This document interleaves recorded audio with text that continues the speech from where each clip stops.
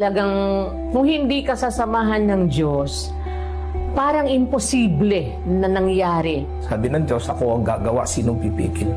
Nakita po dito sa programang ito. Yun pala ang pamagat ng programa.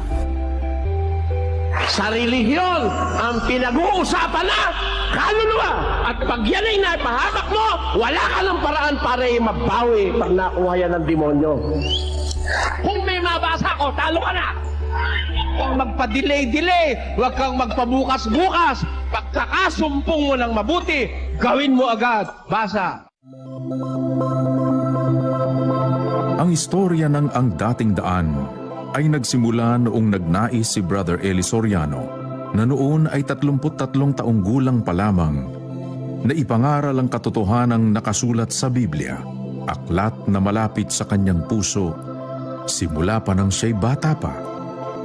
1978 narinig ko siya sa San Fernando. Doon sa barangay namin, namulungan si Brother Eli noon. Nakita namin, kakaiba talaga siya.